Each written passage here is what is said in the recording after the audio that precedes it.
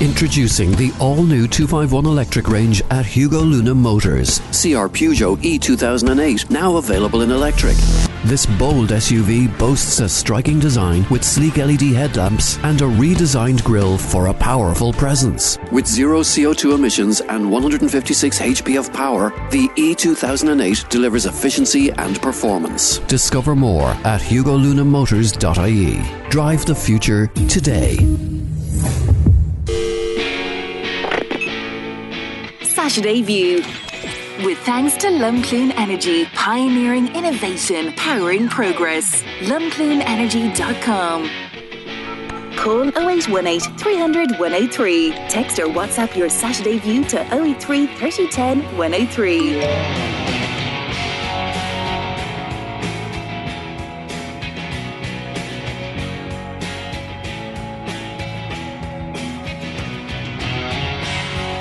Hello and a very good morning to you. Saturday 22nd of March. I'm Ronan Berry and it's time for Saturday View here on Midlands 103. Bit of a damp Saturday morning across most of the Midlands there today. So wherever you are, throw on that kettle, grab that cup of tea, turn up the heat in the car if you're at a child's match or whatever it might be, and sit back, because over the next hour we're going to look at a range of different topics, including an invitation to Midlands cyclists to join the Irish Hospice Foundation's 2025 European Cycle Challenge from Munich to Milan. Now you can just imagine what the scenery would be like on that trip. But this cycle will raise vital funds, and you can do so in memory and support of those facing end of life. Also, you'll remember a couple of months back there was a massive expose on RTE about an abattoir in Kildare that was Ireland's only, at the time, equine slaughterhouse. A recent report by Professor Paddy Wall has called for urgent reforms in horse welfare and equine slaughter in the country, following what it was the shutdown of the country's only licensed facility. Mark Costello, the editor of Irish Field, will be along later on just to bring us up to speed on what's contained in Professor Wall's report, but also the action plan that is emanated from that and what it means for horse welfare within the country. That and more to get our teeth into throughout the morning. But a quick look at the front of this morning's papers and inside them. And one story, and for once we've a nice positive story, one we can celebrate. But at the front of most of the papers I have in front of me have pictures of Kate O'Connor, who won silver yesterday, again in the pentathlon at the World Indoor Championships in Nanjing in China. She's won Ireland's first global multi-events medal by taking that silver medal just 12 days on from her bronze medal at the European Indoors.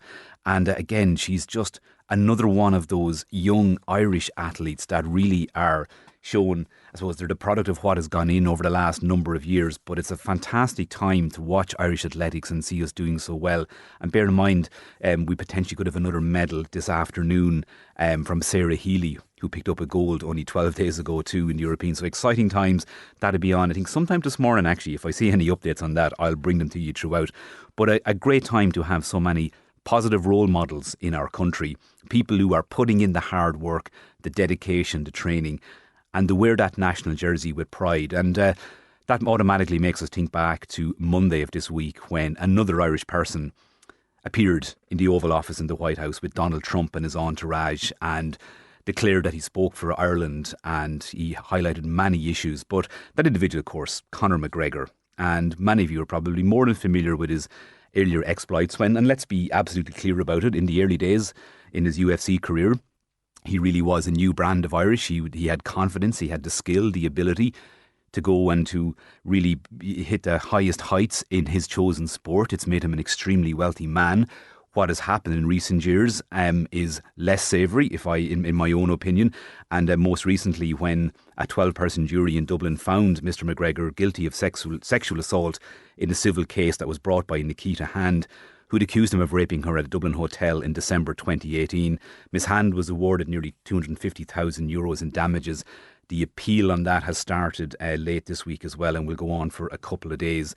But the appearance in the White House, so many angles you could speak about on it, but one thing that many have commented on is the toxic masculinity that was on display, and it really put back in the spotlight. So to look at what toxic masculinity is and the impact of when somebody like Conor McGregor, who has been found guilty in a civil case, is put up there at that nationally. Bear in mind that Micheál Martin and Taoiseach was invited over a few days beforehand to meet President Trump and JD Vance and his team. Apparently Conor McGregor, months back, they had agreed that he would appear on St. Patrick's Day. So the symbolism from an Irish perspective is hard to ignore. But let's talk to Anne Clarke about this. Anne, of course, is the CEO of Offaly Domestic Violence Support Services. Very good morning, Anne. Good morning. Thanks for having me. And I suppose your own thoughts, your own feelings when you saw Conor McGregor in the White House last Monday. Yeah, I mean, I think like when celebrities like Conor McGregor are celebrated, despite serious, sexual assault allegations, it really reinforces the idea that power and aggression define success. And it sends this message that even when harmful dominance is excusable for those in the spotlight, and this, we know that this contributes to a culture where intimidation and misogyny and the silencing of victims become normalised. And it's really, really difficult for survivors then to see this person being celebrated. And, it really, I suppose, desensitises people on the seriousness of his actions. And of course, his appearance in the White House, it really stunned many because it was staged to take place on St. Patrick's Day, and he himself seems to believe that he became a de facto spokesperson for the country. But the reaction across at home here, is it as you expected? Do you think are people seeing maybe beyond that and know and maybe are more aware of the truth of what the matter is? I think, we have to kind of really be mindful of what we say insofar as that, that type of display is something that, extreme right-wing opinions kind of latch onto to prove their point. And they handpick out of those different situations what they can use to really enforce that rhetoric of toxic masculinity and how, him speaking for Ireland and, taking Ireland back and all that really negative rhetoric is really dangerous. And I think that we have to be careful to make sure that that doesn't grip us as a society and that really understand who he is. But I think predominantly, that the majority of opinions was that it was very distasteful, that he didn't speak for the most Irish people and that most Irish people are aware of him and his actions. So I think, it's twofold really. How would a survivor of domestic or sexual violence, how would they be feeling maybe after seeing him in the White House this week? Well, when you see a high profile figure accused of violence, and they're celebrated, it can be really distressing for a survivor because it reinforces that fear that influential people are above the law, they're above accountability, and that speaking out won't lead to justice. And it can really re-traumatise victims and discourage them from coming forward and disclosing what happened to them, so that they're nearly celebrated for what they have done. And we know that silence actually is the biggest tactic of a perpetrator. The more you silence the victim, the more the perpetrator can get away with the control and dominance. And then when you see a person being celebrated for those actions, that can be really difficult because you're as a victim, you want, the first thing is you want people to believe you. And when you see someone being celebrated, that belief then becomes in doubt for that survivor. And it can be really, really difficult for them. And of course, a service like your own, they're Offaly Domestic Violence Support Services. When it comes to offering support to people and speaking out when societal messages become damaging, like they can do in events like that, take us through the role that you can play there. Well, absolutely. And we provide that crucial support for survivors. And, for us, we want to challenge that harmful societal message. And, it's all about shifting that, making that cultural shift, making sure that we offer safe spaces and resources, but also advocating for a culture where abuse is taken very seriously and that we are holding the perpetrator accountable, and that is prioritised. And, and to ensure that survivors are heard, that they're believed, and that damaging narratives like this don't go unchallenged. So it's really challenging those narratives out there within the society. And a lot of change has been brought in the past couple of years with the formation of organisations like CUAN and the new Domestic Violence Act and stuff like that. Is that having an impact in terms of service delivery? Like, are you seeing more calls coming in? Are people now more aware and more open to actually getting in touch with services like ODVSS? Absolutely, and I think we see that that male violence against women is certainly on the rise. It's not reducing by any means, but I think what's happening is our message is getting out there. More people are getting that confidence and courage and belief in themselves to come forward and seek that help. And I was watching. I don't know if you watched the Netflix show Adolescence.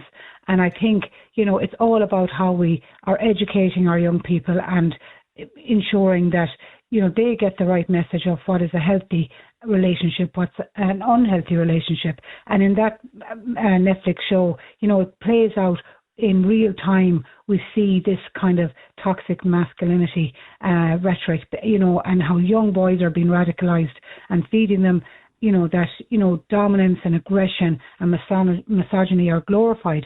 And we know that as soon as a young boy joins or a young person joins any social media platform, the algorithms push extreme content within 9 minutes of them joining that particular platform. So when we see figures that promote these ideas, all of a sudden they gain this massive following. And, it shapes how young men themselves see themselves and how they build relationships. So, it goes far beyond, just us providing support. We have to get that education piece out there to young people to show them what is a healthy relationship, what is a healthy way of, being respectful to women, and how do we, start at the very beginning of that dating history to make sure that we break that cycle of abuse. And are we still, as a society, then too tolerant of toxic male behaviour?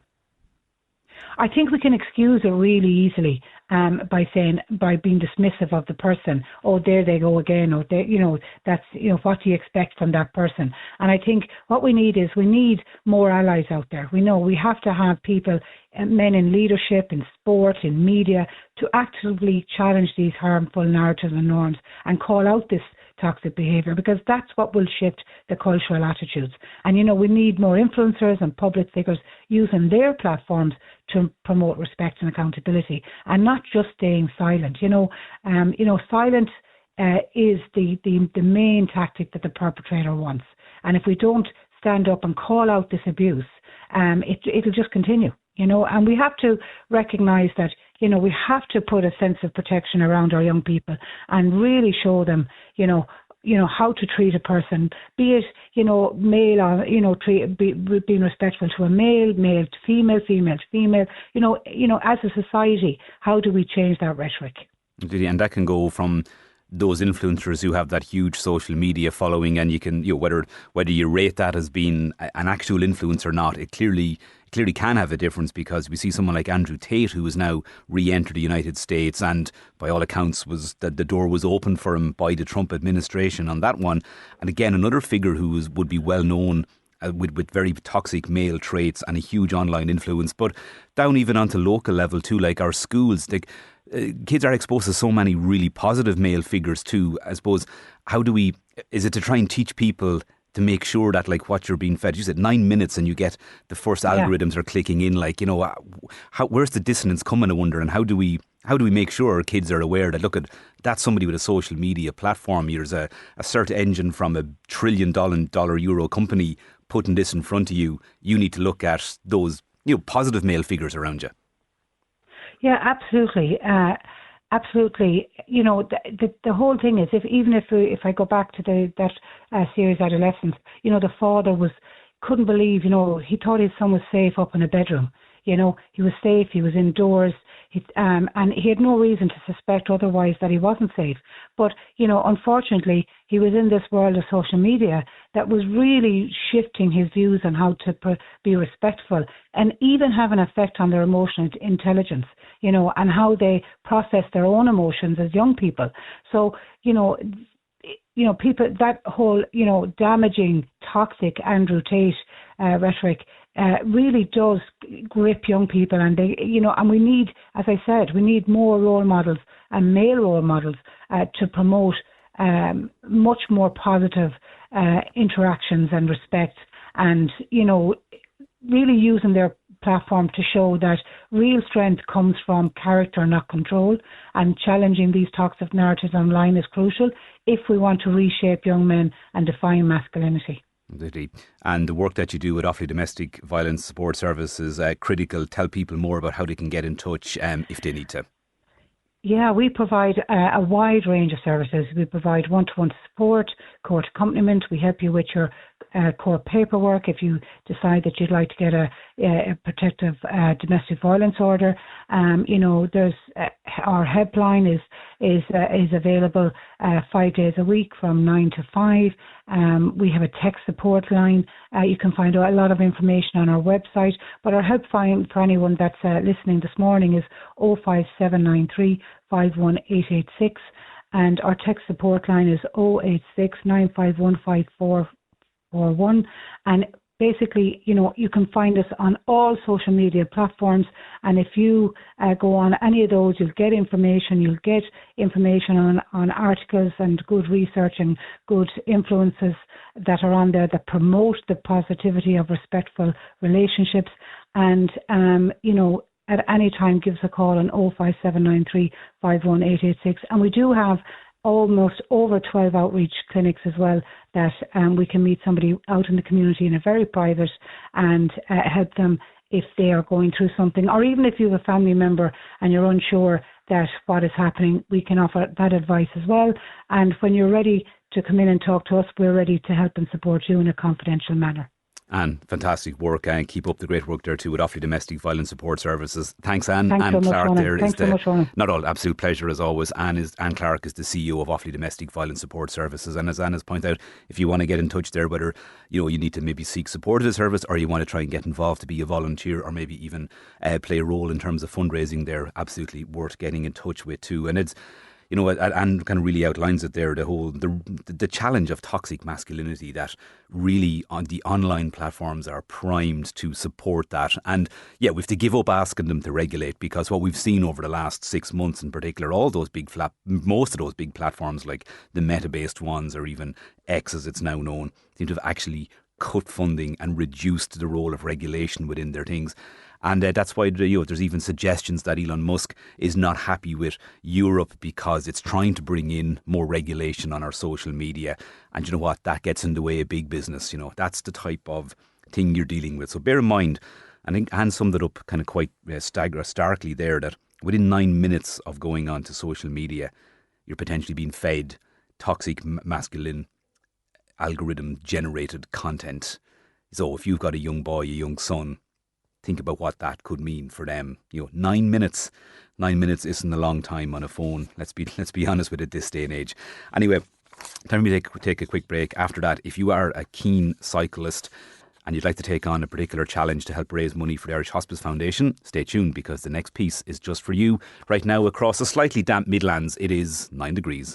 Saturday View, with thanks to Lumclume Energy, pioneering innovation, powering progress. LumclumeEnergy.com.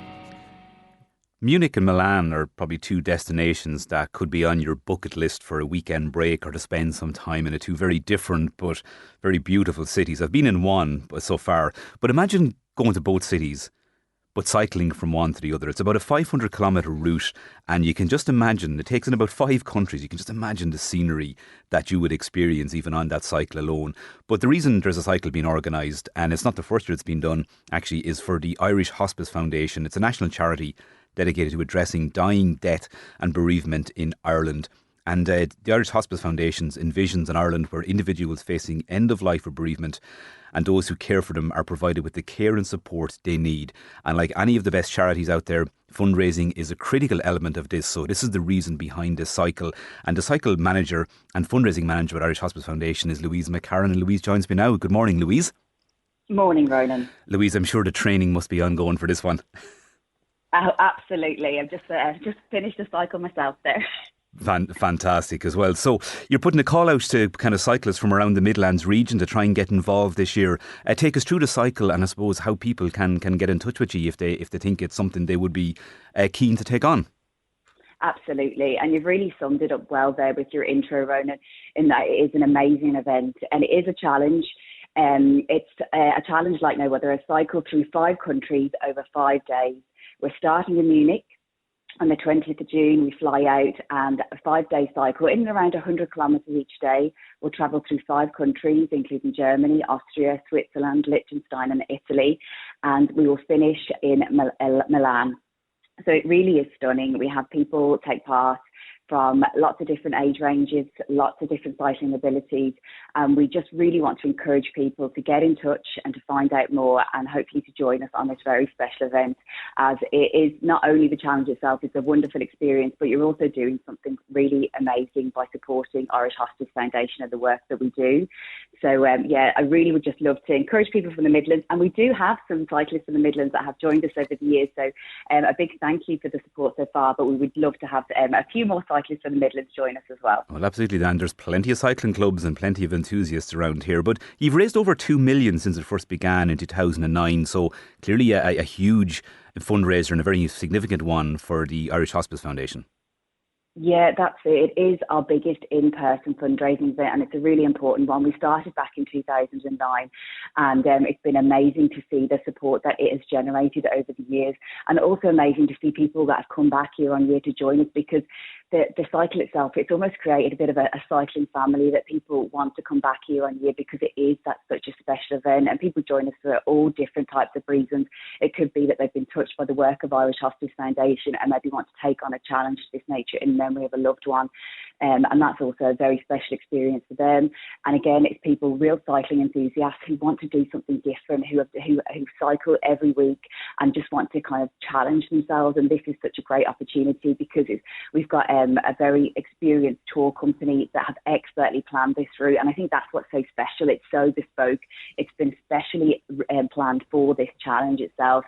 So I think it's going into a route knowing that people have, really put a lot of detail to make sure it's as special as can be. So I think that is a real unique thing about this event.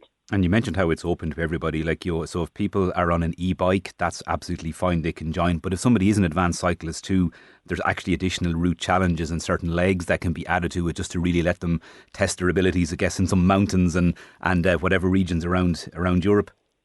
Yeah, so we have a route that's in and around 500 kilometres, but we do have on days some extra challenges for people, and there's also a significant climb in the San Bernardino Pass. So for those that would like to challenge themselves a little bit further, there is that option. But like I said, we are open to all cycling abilities, and we do have people join us that bring their e-bike, and we are open to that as well. So I think the best thing for people to do if they are interested is really get in touch, because it's great to kind of be able to tell people a little bit more information, to explain how the week runs. So I'd love people to kind of reach out, find out more, and talk to myself about the challenge if they're interested. And last year you raised over 140,000 euros, and I guess the important work that allows you to do, things like Nurses for Night Care, the Bereavement Support Helpline, and the recently launched Information and Support Line. Take us through those initiatives and what that's doing for people who are availing of the services of the Irish Hospice Foundation. Absolutely. Voluntary fundraising and events like this are so important to our work and services. And those that you just highlighted there, Rona, would be some of our biggest services that we do provide. Nurses for Night Care is a national programme, and it's supporting people to spend their final days at home with their loved ones by their sides. And we fund those nurses to go into the home in a person's final days to give that support to the family at a very critical time. Such an important service. It grows year on year, and the cycle has been one event that the funds have been vital to ensure that care can continue. And then the support lines that you mentioned, during COVID, we launched our bereavement support line, and that's really a service to provide that listening ear to those that are grieving a recent loss or a loss from maybe a few years ago, and it's there for everyone, and it continues to be a very needed service. And then the one that was just launched last year is our information and support line, and again, this is a really important confidential line that provides signposting, practical support and resources about end-of-life care, advanced care planning and palliative care. All the information is on our website, hospicefoundation.ie, and I would encourage your listeners, if they're interested, to find out a bit more about any of those services, to have a look as well. But again, all of them are dependent on the voluntary fundraising from events like our Cycle Challenge. So that's why it's so important, and we really appreciate the opportunity to tell people about this today. I think it's so important too that you've highlighted there that, if people are looking at the bereavement support line, it doesn't have to be a recent grief, because again, 5 years just over 5 years since the first lockdown was declared. There's a lot of people who are probably haven't really grieved properly for loved ones lost during that time. So I think that's an important message to get out for people this morning. But when it comes to this cycle, it's taking place at 20 to 26th of June, and there is a training plan put in place for people who need it. When ideally should people look at kind of getting signed up or getting in touch by? Because I suppose June is not too far away. That's it, and that's what we would say. The sooner the better to get in touch. If you're kind of like, oh, that sounds a bit interesting, please just reach out and we can have that conversation with you. Ideally, we'd like everybody signed up and making sure that they started their training plan kind of by mid to end of April. But there is still time to take part. So we would, there is flexibility with that. So have a look and please do get in touch if you're interested in this amazing event. Perfectly. It sounds absolutely fascinating, and I'd say many budding cyclists around the Midlands. I expect that the line will hot up there fairly quickly as well. Louise, thanks so much for coming on this morning, and all the very best as you plan and prep and actually complete that cycle again this year. Thank you so much, Ronan. Really appreciate it. Not at all. It's fantastic what people do when they get together. And it is that voluntary fundraising. It's a huge task for any organisation. We live in a country where people are very open, very receptive to fundraising and very generous. And the work that organisations like the Irish Hospice Foundation and even Offaly Domestic Violence Support Services and many others do around the region, it has to just be commended as well. So well done to Louise and her team there. And again, if you are that cyclist that would like to get involved, go on to the Hospice Foundation website there and you can find out more about the challenge and maybe even register. hospicefoundation.ie/get-involved/events. You'll find it there anyway if you Google. What a great thing to do. Cycle from Munich to Milan, 500 kilometres. Maybe even add in a couple of extra challenges yourself along the way.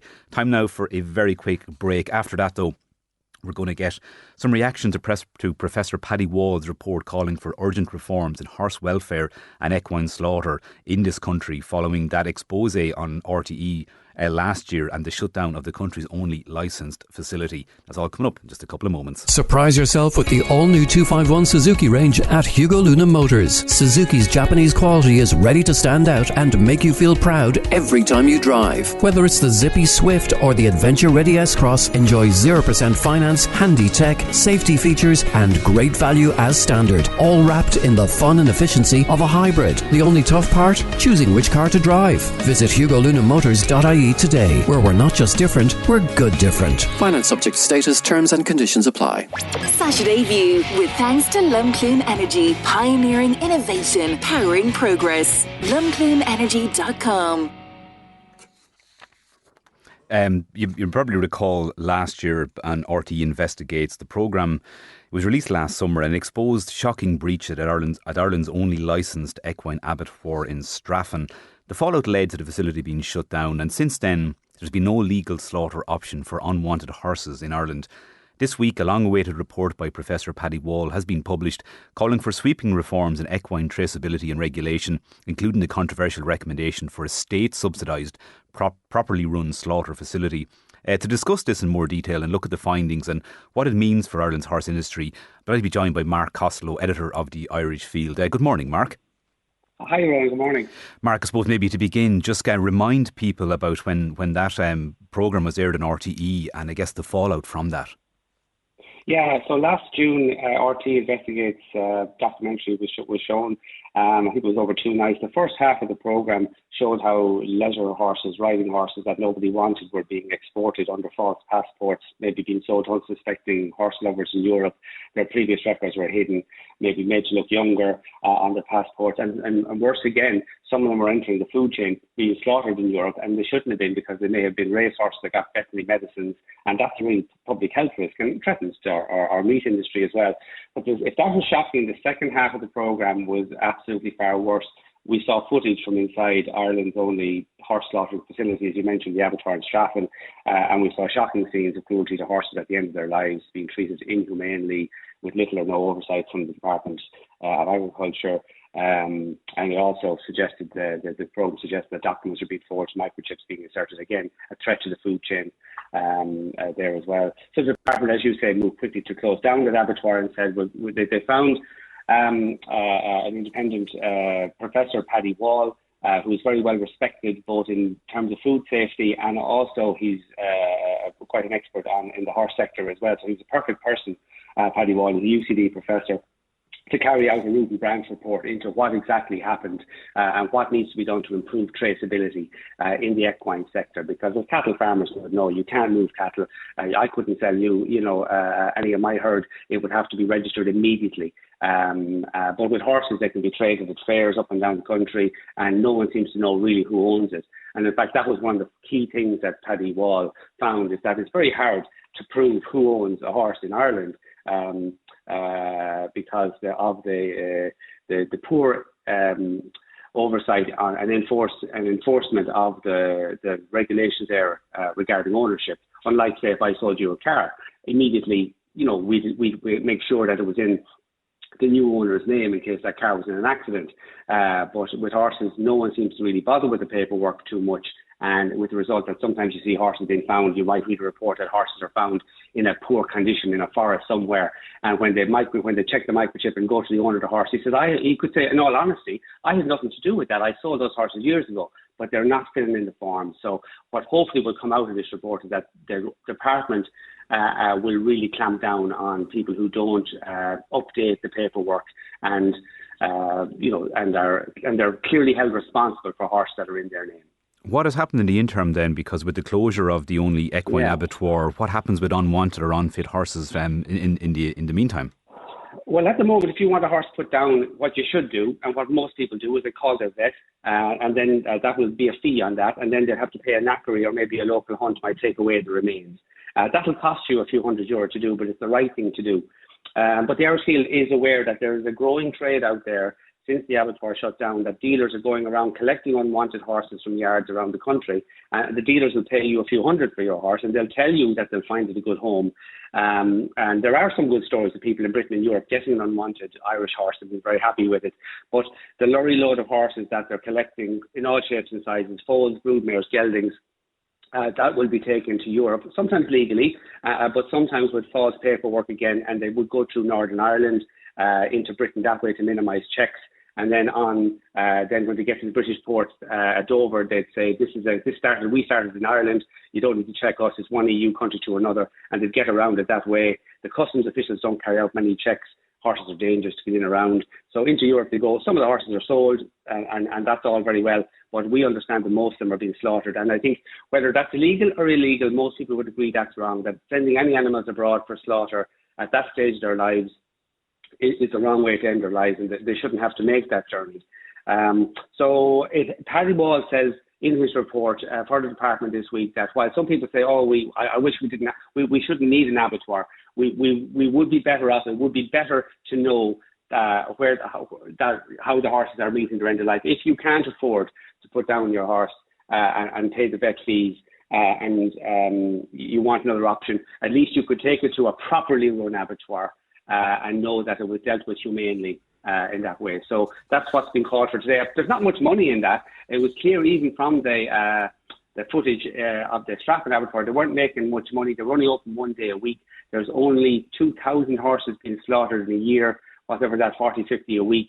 So they obviously, they were making money in other ways, but there isn't a lot of money in it. So what Paddy Wall has suggested to the department is you guys will have to subsidise it. You may have to make it attractive for someone to open that facility. Apparently you can't do it in a beef slaughtering plant because horses are bigger animals and they need a different kind of a hole to go into. So it remains to be seen. I'm told quietly by one department source that there's 3 interested parties who might open up an abattoir, but it looks like the department will have to subsidise that to some way. So we'll wait to see how quickly that'll happen. Yeah, you would wonder if a properly set up state-funded abattoir maybe was there, that it might actually increase the number of animals coming with when animal welfare is put at the core of it as well. Were there any other standout kind of recommendations? Because I know Professor Wall has produced an action plan based on his research. Yeah, well, he did find, as I mentioned at the start there, there has been very weak oversight of equine identification and traceability. There's a lot of loopholes allowing fraud in horse passports. He is calling to strengthen that up, and he's suggested that we have a central equine database and a new IT systems. And there is an equine census every year taking place, and only 50% of people bother filling it in. and he wants stricter penalties for non-compliance on that. Everyone who has horses in their care has an equine premises number issued by the department, and that will be deactivated if you fail to submit your census returns, and that would have real consequences for you when you try to get grants or if you try to get further passports and so on. So it really comes down to enforcement. I think Paddy Wall, he stopped short of saying, guys in the department, you've let everyone down here. But that is what many people in the sector feel. That really, if the department were strong on equine traceability all the time and enforcing the laws, this wouldn't have happened. And obviously there was the actual abattoir as well, where it was clear that they weren't. And they should have known what was happening there, but they were only coming in the day before apparently and checking over horses and didn't really look and see what was happening on the day. And it took RT to set up cameras to find that out. So he put down about 30 different recommendations, Paddy Wall, in his report. As I said, establishing a properly run abattoir is probably the most controversial one. But a lot more communication. It became clear in the RTE programme, Ronan, that horses going up to Northern Ireland, you can get a clean passport in Northern Ireland from various horse boards up there. It's a little bit complicated to get into now, but there's a number of different bodies that issue equine passports. It's not the one, they're different breeds of horses, I suppose. And to some of these bodies, you can just tell them, I don't know my horse's background. Can you just give me what's called a white passport? And, you can get that too easily, it seems. And then you can write in whatever you like, and away you go and cover up the horse's background. So we have to work closer with Northern Ireland on that. There is, as I said, a Brexit angle to it, as I mentioned, because you can take horses up to the north and then you can move them over to Scotland without anyone checking there, no borders there. You can exploit that if you have a mind to do it. So it's important that there are more checks being done at the ports. Absolutely. What it comes down to. And of course, with something like this, timelines and money make all the difference. Any indication of potential timelines? Obviously, there's an immediate need for an abattoir, but that takes money. So some government funding. Any musings or rumblings on that in the past week? Well, yeah, the action plan, in fairness, did put down 2025. We'll do these tasks in 2026. So they're going to help. They've put it down. They've written their own timeline and fairness to them, and they've said that this is what they'll get done within a 2-year period. I will say that you'd have to be optimistic because in Martin Hayden, the Minister of Agriculture, you do have someone who he's from Kildare, and he's always been very close to the equine sector, and he understands the thoroughbred side, he understands the sport horse side, and he's only in the job a small while, and he's very quickly got this report out, and he's upfront with it, and he's saying, that he has personally said we are going to implement all of these recommendations. So he hasn't just, put it up on the top shelf. And I was in touch with a few stakeholders yesterday in the industry. I was in touch with the Breeders Association and with the Owners Association, and they both said, and with some other equine welfare ambassadors, if you like, and they've all said, great, let's agree with everything that's in Paddy Wall's report. Should have been done years ago, but never mind that. Let's do it now and just kick on to department. We'll overlook the fact that you guys damaged our reputation. There's most people who own horses in this country are great at what they do and look after their horses very well. We have a great reputation for that. But if there are bad actors there who are trying to make money out of horses at the end of their life, it's going to reflect so badly on Irish bloodstock and Irish racing and show jumping and all of those. These are billion euro industries that employ people in every county in the country, and if we let them, because the department haven't been doing enough to enforce the rules, we've seen our image be tarnished, unfortunately. So let's get that sorted out now. Absolutely, and just that's a fair point. You mentioned it's a multi-billion euro industry at this point too. So, and you can imagine that, given the focus on animal welfare, that it should be something that's very achievable in a kind of a rapid time frame. Yeah, and it'll be interesting to see, if they bring in the thoroughbred side is where all the real money is. That's where you see all the horses that are sold for millions. I know the odd show jumper could be sold for millions, but that's very rare. But race horses are regularly flattened jumps. You see Cheltenham last week. It's not unusual to see horses that win a point-to-point in Ireland be sold for 2, 3 and maybe 400,000 euro. So there's money there, and it's in the thoroughbred side interest to get this sorted out, even though a lot of the problems that were shown in RTE were not thoroughbreds. They're sport horses, they're cheap horses that could be picked up at fairs around the country. But but it's damaging for everyone. When people read about it and they see those programs, they just think horse racing, it's that crowd that are breaking the rules, and it isn't. Irrespective of whether it's the money will have to come. Yeah. Whether it's a thoroughbred or a pony that somebody has in their backyard, animal welfare should be key for them all anyway. Yeah, so there might be a kind of a levy brought in, like when horses are sold in Goss and Tattersall. In fairness to those two sales companies, one is in Meath, one is in Kildare, they've said we'll collect a levy maybe for every horse that comes through the ring here of about €5, $6. In England they do about I think it's £6 levy they collect there, and that would be a great fund that you could use to say to someone, look, if you can't pay for your horse put down, don't give it away to someone who you don't know. Why don't you ring this number? There's a fund there that's kind of subsidised by the thoroughbred side, and that'll cover the €200 or €300 it takes to put actually, down the horse. as you mentioned, I've had a text in from a listener who I know actually is a horse owner as well. It said in 2017 a proposal was brought to relevant authorities that marts around the country be set up for individuals to bring horses in order to dispose of, and a horse could be brought without a chip and handed over, and a subsidy be paid. But that proposal was turned down, and that's a conversation I think we will take up on Saturday View next week, because clearly it's got people talking and texting here, so we'll look at what that could be. But for now, Mark Costello, thank you so much for that this morning, and that's bringing me to a close on Saturday View this morning. But we'll continue this conversation next Saturday, because there you have it. Locally there were proposals made to deal with this incident, and we'll follow up on that next week. That and so much more. Have a great weekend, and I'll talk to you all again soon on Midlands 103. Lorraine is here next with Feel Good Saturday.